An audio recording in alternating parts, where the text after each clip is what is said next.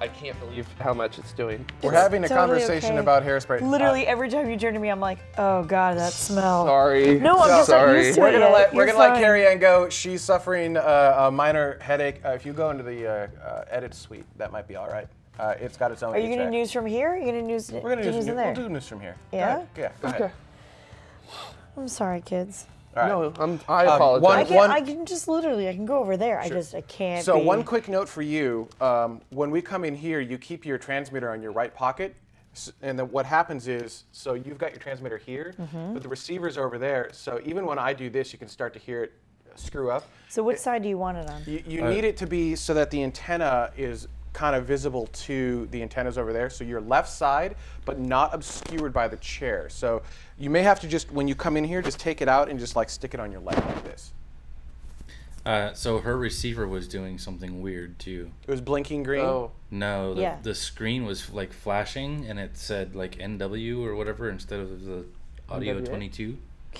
It was doing a weird thing, and I pulled up my phone to try to record it, but then it stopped doing it. So I think what's happening is it's It was trying blinking green on this side for sure. Right. So what that is that's frequency allocation. It's trying to find a new frequency and sync it between the receiver and the During transmitter. one of the round tables, it was literally on the table still doing the exact same thing.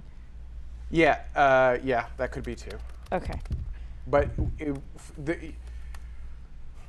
they're not great because they're all in the 2.4 gigahertz spectrum. So it's all fighting frequency, which is bad. We need better mics, which we will get someday. But even outside of that, actually we may do that. We may just get better mics like around October timeframe. I might just buy them.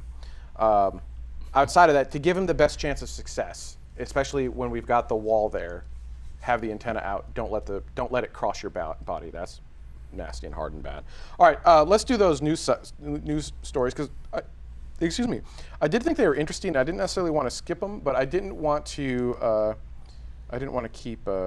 Delay the guest. Lika. Yes. Lika. Yeah. Oh, she's not on anymore. She was fantastic. Yeah, NASA Jim, thank you so much. So, for those who don't know, we had a guest who actually did say, I'm really sorry for the last minute cancellation, but I do need to cancel, which at least I actually very much so appreciate the fact that they contacted us and canceled as opposed to like just not saying anything at all, which we've had happen before. So they canceled. I'm like, okay, cool, I can fix this. And so I started reaching out, and like a bunch of our friends that we wanted to bring on the show were in Yosemite, and so now I'm starting to panic. And so you keep kind of going up the rungs, if that makes any sense. And I saw NASA Jim on Facebook Messenger. I'm like, you know what? I'm gonna bother NASA Jim. I'm gonna nag him. I'm gonna be like, help, help. And so very long, and he did. He's like, I've got people, whoosh, and just like magic occurred in real time. It was incredible. I was actually in a Lyft car driving to Company X at the time, and if only the Lyft driver knew like the number of conversations and the quality of people I had going on in the back. I'm sure all the Lyft driver could hear was bloop bloop bloop bloop bloop bloop, like annoyingly as I'm texting everyone furiously. Stupid millennials with their stupid phones texting. Right. Can't you have a conversation? Yeah, I was dead silent. Jeez. I was dead silent for like 40 minutes as we're in this car ride. Just bloop bloop bloop bloop bloop bloop bloop bloop bloop bloop. But I'm talking to like just all these people at NASA. I got Maston going. I've got who else did I have? I want to say did I have Virgin at the time as well? I was just like, help, everyone, help! And NASA Jim, seriously, it was very last minute, very incredible. Oh, speaking of new Let's mics. not do that. Yeah, no kidding. And it was, yeah, NASA Jim, I need that on a t-shirt. I've got people. You do though, and that was the amazing thing. You're like, hey, I know, right? It's not just, hey, I might have someone. You're like, if this person doesn't get back to you, let me know. I've got this list of other people. So just so you know, you're now my go-to person. You have no idea what you've signed up for, NASA Jim. I hope she had fun. It was a great interview. I absolutely loved it, and it was timely, which made me super happy. All right, let's go back to those news stories here. Jared, let's start with you. I just want to mention real quick, just because I was super curious. I looked up average G-forces for roller coasters, and actually the record is a roller coaster in Johannesburg that gives 6.3 Gs maximum. Whoa! For how long? Yeah. Wow. However, it doesn't tell me the average time that is experienced. Wow, Although it what's says it that called? a lot of one. Even it's called the lung Tower crusher. of Terror. It's called the lung And crusher. even in one of the second highest one pulled 5.9 Gs. It was called Shockwave at the Six Flags in Arlington, Texas, but that closed in 2001. It was open from 1978 to 2001, pulling 5.9 Gs. So Holy cow! See that Tower of Terror here is a drop. It's a vertical drop roller coaster. So It's not a drop, it's a pull. It's yeah. I was that about makes to sense. say, so yeah, interesting. Now I want to go ride it. So you just violated the law, breaking the law on TV. Breaking the law. Batman 4.9. Holy cow! Wow, That's that the is one. incredible. Now I that want to go the ride. Batman ride? I mean, I've always wanted to get a ride on a training centrifuge, and just crank it till I pass out. Right? Well, not the same. I would but love to Mission do that. Space. They Mission just Space. reopened. They just reopened Mission Space. They've got the new animations, the higher rendered animations. They've got a new Capcom, who was what's her name from Firefly? Oh, The Insecure? You broke. I just watched it this morning and I can't remember. I don't remember. Anyhow, new Capcom, and it's going to be Gina awesome. Torres. Gina Torres. There we go. Sorry to see Lieutenant Dan go though. Yeah. The thing is, it was awesome to see him. It was really cool and all, but he was clearly reading cue cards. Ken Mattingly. Ken Mattingly. All right. Yeah, Gary Sinise. Mission Space is currently 2.5 Gs. All right.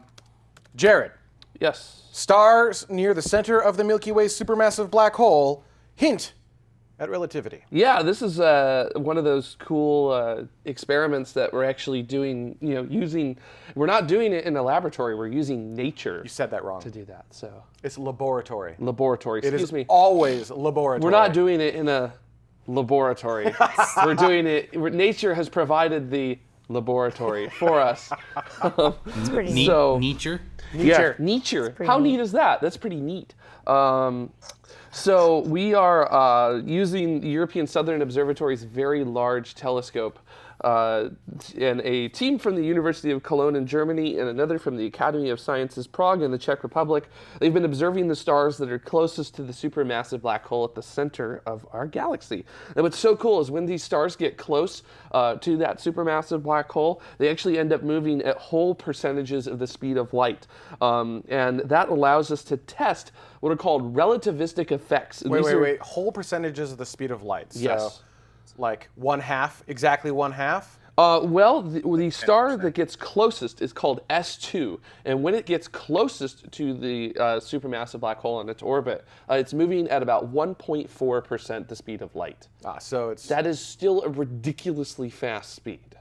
So, I mean, think about it. That would move you from here from the Earth to the Moon in about 100 seconds. That's how fast it's moving.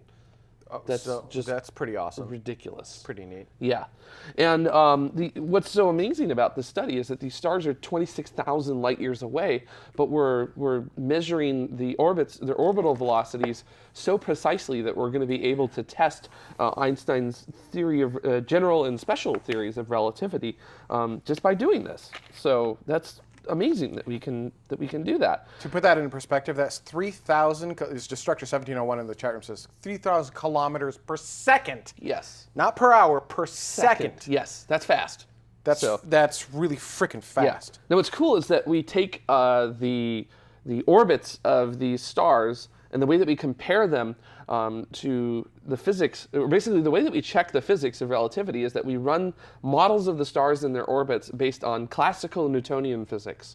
And then we run models based on physics driven by general relativity, and we compare it to what we actually see in nature. And so far the data from S2, which is the star that moves its fastest, is exactly what the models with general relativity are saying. There's no plus or minus error on that. It is exactly what the models for general relativity That's are saying. incredible. So That doesn't happen very often. no, and that is that is consistent with what has happened ever since we have tested general relativity since 1915. It has never failed a test that we have thrown at it. It has always precisely given us exactly what is predicted. And that doesn't happen in physics, but it's happening. So, but we still have to call it a theory, not a law. Usually at this point, usually 100 years. Maybe Einstein was an alien? Maybe, I don't know. That's for the History Channel to discuss. You know, there were like 10 seasons of that show? Anyhow, yeah. So most of the time when you've done a century's worth of study on something and it's been correct every single time you've thrown things at it, usually at that point you go, okay, it's a law. So we move it from theory to law. Sure. But there's a problem. What's the problem? Black holes. So black holes break the law? They break Breaking what the would law, be a breaking law the of law. general relativity. What law are they breaking? Essentially physics itself. That's magical. So That's here's magical. the thing. So here's the thing. You can use general relativity to solve a black hole, and Okay. it works correctly. Okay. And it gives you a solution Yep. from that. You can use quantum mechanics to solve a black hole, and it gives you a solution from that. Okay. There's a problem. Yeah. Relativity solution and quantum mechanics solution, they're not the same. Are they diametrically opposed as well, or are they just not the They're same? not the same. Okay. And they should be the same. They should be. So the answer to the question is why are they different is I don't know. So you can go to the most advanced quantum mechanicists and theoretical physicists and ask them why, and they will let you know we don't know. So we're missing a piece of the puzzle is really what it comes down to. Yeah, there's something in physics that we don't understand quite understand. But that's the exciting part. Exactly. The exciting part is the thing you don't know yet. And you're like, we're so close. We have So close. a true unknown in physics. Black holes. A legitimate thing that we can point to and say that is a frontier that someone is going to have to cross into someday. Do you think someone will solve that in our lifetime? At the rate that quantum mechanics, especially things like quantum gravity, has been moving at, probably not.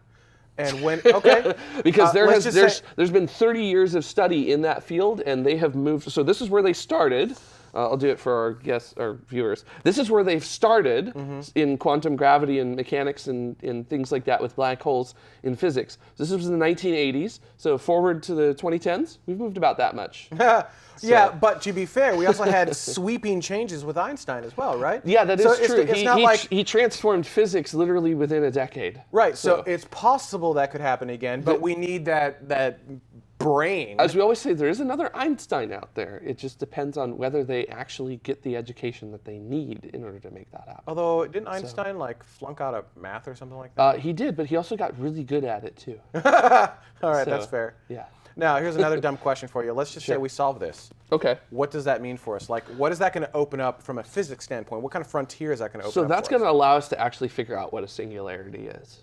That's the thing that we What kind of understand. is there a ramification like something that mere mortals here on Earth like this is what you're going to get out of this? Is this going to give us clean unlimited powers? It's going to get us what is this going to You could potentially get basically like a unified theory of physics.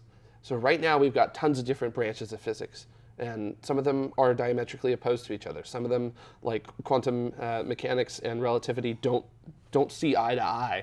Some of them do come together, and they do confirm each other. This is one of those things that whenever it is figured out, it will definitely bring a lot of physics to the same level, eye to eye with each other, and that could most certainly simplify our understanding of cosmology and things like that. It could radically revolutionize the amount of knowledge that we could have in fields like that exponentially. And that is really one of the true goals with that, is to kind of bring everything into agreement and in accordance with each other. So in a way, it would touch everything. It would Yes. touch everyone. They just wouldn't necessarily know how or Yeah. why, but it would have a sweeping change on humanity. But I will say, it's sort of like the discovery of the electron. Okay. Nobody really understood what we were going to be able to do with it. Oh at yeah, that like time. yeah, cool. Electricity. What's this good for? Yeah, Exactly. neat. look at what you. But give it 100 years and look at what it did. So, Now it's a utility. It's required to survive. yeah, absolutely. And one of the most powerful weapons on Earth. The electron? Well, no, never mind. That's splitting the atom, not electrons. All right. Oh, I'm like, well, yeah, that too. Discovering electrons. Yeah, there's always. I guess there's always a My good- ray gun! Yeah. There's always it's like the Schwartz, there's a light side and a dark side. So I got the dark side. That's the Schwartz who's as big as mine. So there you go. What movie? Spaceballs. Spaceballs. Yeah. Spaceballs. That was a question? I legit no. I knew the movie. I could picture the movie. It was blah blah blah funny. Couldn't remember the name for a moment.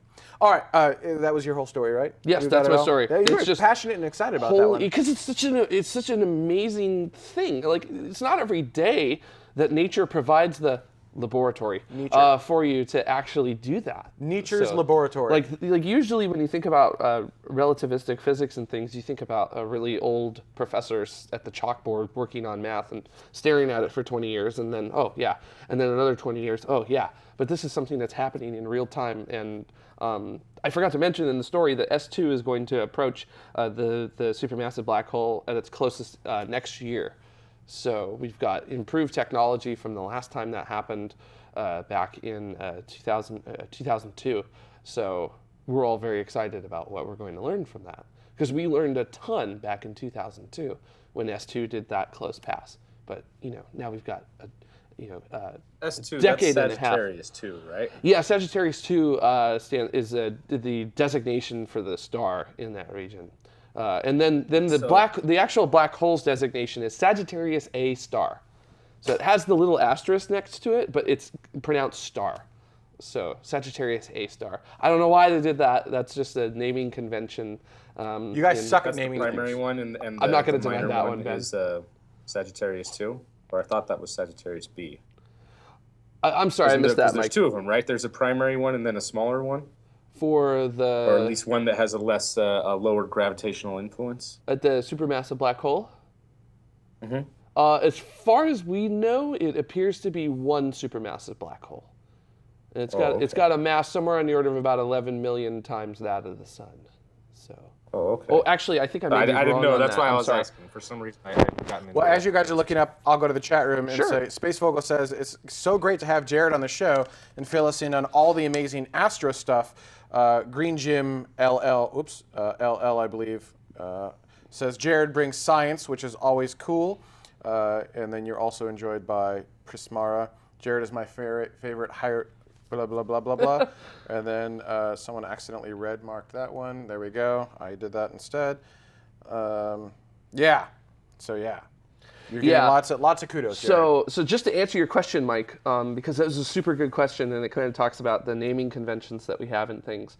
During the studies that were done in the early 1990s by UCLA, that is when they began to actually differentiate. That's when we had the resolution on our telescopes to actually be able to determine individual stars. And there was one star discovered before S2. It was labeled S1, but it's not orbiting anywhere near as close as S2 is. And actually, right now we have up to 55 stars in that region that are named from that convention. So yeah, that's a really cool thing, Mike, that they're all given that name depending upon how they're observed. So. For some reason, I'd gotten into my head that there was a Sagittarius A and a Sagittarius B, and that there was a risk of them combining and having an even stronger gravitational force. Not that we. I don't know where I got that from. That's why I asked. Not that we know of. Obviously, we can't discount it because we don't have the resolution yet to look in and definitively see the event horizon of Sagittarius A. Sure. So obviously, I can't say no, not at all. But the chances are really low in terms of what we've seen so far. But in 10 to 20 years, when we have really good resolution, we could, and that would be an awesome discovery. A supermassive black hole binary at the center of our own galaxy. That'd be cool. So. Antifusion says Maybe that's why the common thing is binary stars, because we have a binary black hole system. Yeah, I mean, there's a lot of work in gravitational wave astronomy that will allow us to determine or characterize just how many binary black hole pairs there are out there. And that's why LIGO is so exciting, because it's going to be able to do that. So, yeah, it's so cool. Actually, Destructor 1701 brings up an interesting point, which is, Mike, if they combine, the gravitational pull would remain the same. We'd have been feeling their combined pull all along, right? The gravity is based on mass, right? And the mass would not. Yeah, total amount of mass in the would be singularity. unchanged. So, yeah. Yep. And then anti-fusion, I got to do this again, says, we need This Week in I.O. Sticky outy tonguey face What's I.O.? on I.O. I think the moon. Like the moon? Yeah. Oh, yeah. Oh, my favorite celestial body in the solar system. Yeah. Jared's Just This cut Week to in a scene I.O. From, Yeah. We can just cut to a scene from like Star Wars Episode 3 or something. Exactly. Lava planet. I don't know how we would do that. They haven't What's going on made. this week in IO? Oh. There is no Star Wars Episode 3. I don't know what you're talking about. There's 4, That's true. 5, 6, and now 7, and soon 8. But I'm not aware. I don't know if you guys are aware, but there's no, as far as I know, there's no Episode 3. Huh. Yeah. That's I a don't good know. point. Yeah, it doesn't exist. There's a 2 and a 3. They just made one. It's called Rogue One. Oh, yeah, they made Rogue One. There's Rogue One. That's Episode 1. Well, I guess Episode 1, and then there's not a 2 or 3, but then there's 4, 5, 6, and then we just had 7. We're about to get 8 this Christmas. 2 comes after 4, 2 comes after 4. What? and 3 comes after 2, and then Okay, and then on 5 that comes note, after. Mike, Is that Space metric Mike. numbers? Space Mike, Speaking I turn to the bad hologram. news. I turn my back to you, and now I turn to the hologram. Your news is like depressing, though. Yeah, super depressing. This All is right, going to sound like almost like a regular news story that you might hear on, before the media got obsessed with the tweets of the hour from the new president. But Yeah. there's some really weird reports coming out of Denmark regarding one of the founders of Copenhagen Suborbitals. We're all a big fan of Copenhagen Suborbitals here. Oh, heck yeah. They're not Yeah. a company, they're a crowd-funded volunteer space agency. How freaking awesome is that? That is the most epic Yeah. and awesome thing ever. Yes. Yeah. So these reports, they involve Peter Madsen, who is one of the 2 primary founders of Copenhagen Suborbitals, and the sinking of one of 3 of his kind of do-it-yourself submarines that he purchased and renovated. As the one Nautilus, does. the UC-3 Nautilus, which is what you see on screen there. And I believe that's even Peter driving it, the guy that you see at the top there. And it's really nice to see that for scale of how small this thing is. But apparently the submarine sank on Friday, and he was rescued from the sinking sub. But there was a reporter who was reported to be with him from Sweden who is missing and was last seen on this submarine with Peter Madsen the day before. Since then, yesterday, Peter Madsen has been arrested and charged with murdering the missing reporter. Divers have located the wrecked sub. Go ahead and go to the next picture that shows it towing their mobile platform that they use to launch their rockets out in the Baltic Sea. Divers have located the wrecked sub, but they haven't been able to enter it yet. And Madsen swears innocence in that he dropped her off in port on Thursday, the day before, but the Danish police are still investigating. Now, Copenhagen Suborbitals has kind of, there's Peter Madsen on the left there, and Christian von Westen on the right. And they've kind of had a few, delays, I would say, with financial issues, I suppose. And they've kind of had a resurgence over the past year, and they've even been able to conduct a launch of their Nexo 1 rocket, and their next launch of the Nexo 2 rocket was supposed to happen in just a little bit. That's scheduled for August 26th, this month, with a backup of August 27th. And I just really wonder, of course, the primary thing is finding the missing journalist, whether she is still alive or not. That's the primary thing. And until she's found, and whether or not this whole thing turns into a scandal, I really am curious as to how this will affect them and whether or not they're going to lose support from their supporters and their volunteers, or whether they'll be able to continue on despite this. So I am very definitely nervous for Copenhagen Suborbitals, and I wish them the best. Even Peter himself, I wish him the best, and I really hope that there has not been any sort of foul play here. And I just, yeah, I don't know how to feel about it yet, but as soon as we have some sort of updates, we'll talk about it for sure. But I really hope that they're able to continue on and still keep that launch later on this month, and that it won't bring this down, because it's not a company. As I said, it's a nonprofit, volunteer-based space agency. They.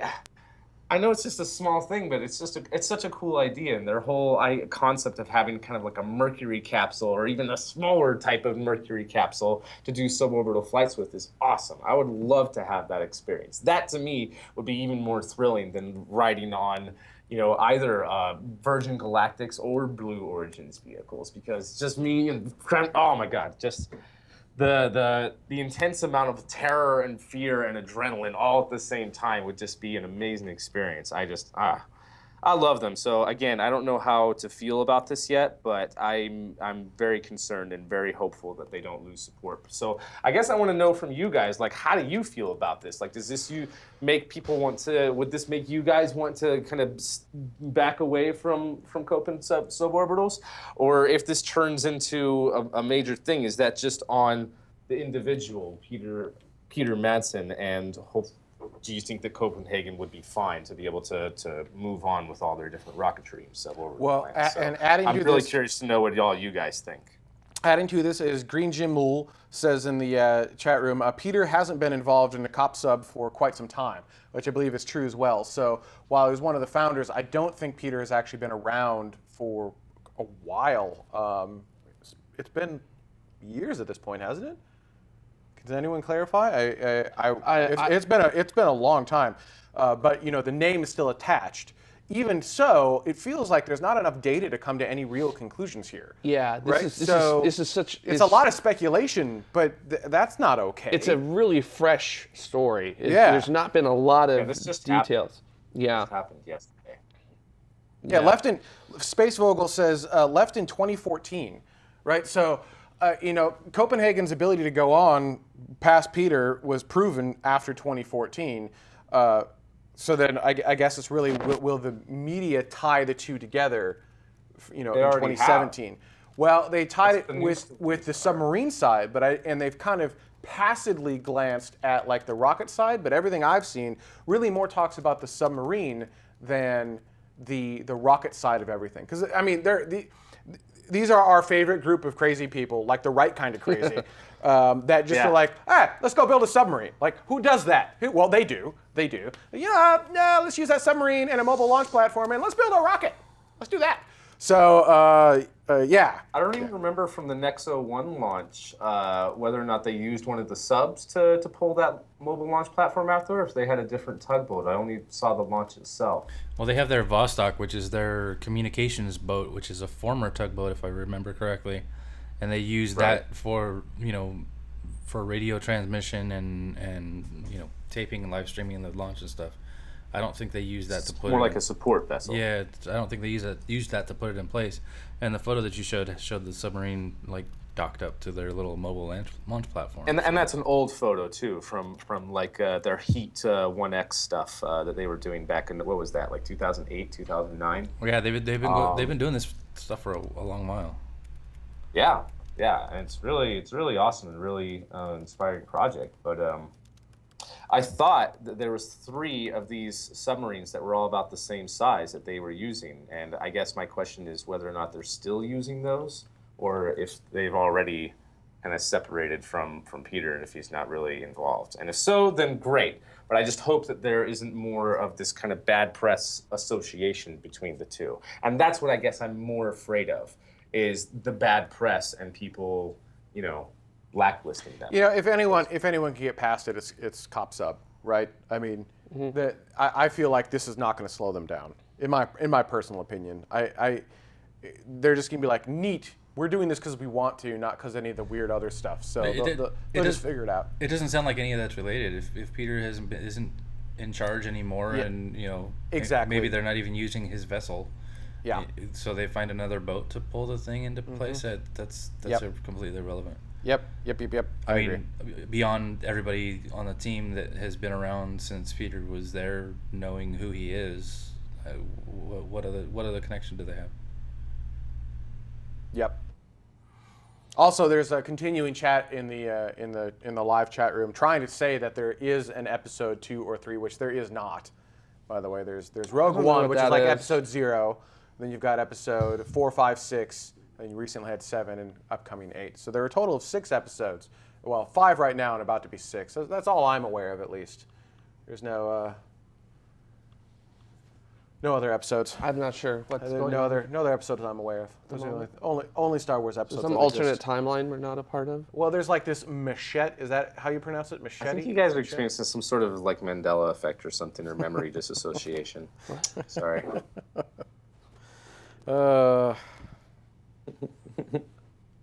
Was it Mini Stoge that liked Jar Jar? No. Who was it? Lauren. Lauren. Oh, your brother's wife? Yeah, Yeah. your sister-in-law. My sister-in-law. Those are the right words. Yeah. Those are the right words. I guess we're getting tired. Destructor 1701, Ben. Only a Sith deals in absolute. Well, yeah. I'm pretty clear that I'm on the Empire side here. I'm all about the dark side of the Force. So I have never, ever not been clear on that at all. So since that was introduced, there are now bookends for that. Yeah. So you got to start with the Rogue One and finish with Force Awakens. Yeah. Agreed. Oh my God! All right. Are we winding down? Yeah. Is that, are we coming to a close here? You guys enjoy the show? I hope you liked it. I thought it was a lot Yeah, that of was fun. really interesting. It was very engaging. Yeah. So we've got Mini Stoge. My favorite part of Star Tours is smashing into Jar Jar. Yep. Yeah, that is pretty fun. For those of you who go to Disneyland or Disney World on Star Tours, if you're lucky enough, there is one of the sequences you just run right into Jar Jar and he just smears off your windshield. He doesn't get to do it. And the first time you watch it, you're like, oh man, I don't want Jar Jar. And oh, nope, we don't get Jar Jar. It's fantastic. Oh yeah, Space M. That was a serious accusation. You should apologize to Stoge. Yeah, I'm sorry. Unless Stoge actually did like Jar Jar, but I assume not. All right. Not if her favorite part of Star is Tours running is into. smashing into Yeah, them. I'm sorry. Space Kyle says film an intro. Yeah, keep don't up, need to. dude. We did that in the beginning of the show. Yeah, we don't do that in post thingies anymore. Yep, I do need to do an edit there. That's but, so early, Orbit 10. Oh my God, that's so 2 weeks ago. All right, I think that's. You guys been in California too long. Yeah. Was that? Yeah. Well, also Only all of my life. my ability, my threshold for temperature has changed. That's how I know I've been in California too long. I used to be able to take like negative 30 Fahrenheit to positive 100 Fahrenheit. Now I can take 70 Fahrenheit to about 74 Fahrenheit. That's my range right there. Before I'm like, oh, it's chilly. Okay, that's our show. Thank you everyone so much for joining. I'm excited for next week where we talk Skylab. That's going to be awesome. And I won't be here. You won't be here? I'll be on my way to Oregon. You won't be here? Next week? No. Where are you going to be next week? Really? Oh. Yeah, I'm not going to be here next week. Sorry. So, good luck with that. Really? Yes. Really? Oh, yeah, I know you're not going to be here next week. Yeah. Yep. That's been correct. a known thing for a while. Yep, that's been on the thing. Yep. So it's going to be, Mike, it's you and me. Yay! Hey, Lisa. Ben and Mike show. Yeah. Maybe we should bring Lisa in or something. I feel like the last time it was just a Ben and Mike show was like something maybe Orbit 8. Probably. It's been a while. It's been a while. All right, on that note, thank you guys. See you next week. Bye. We'll see you later.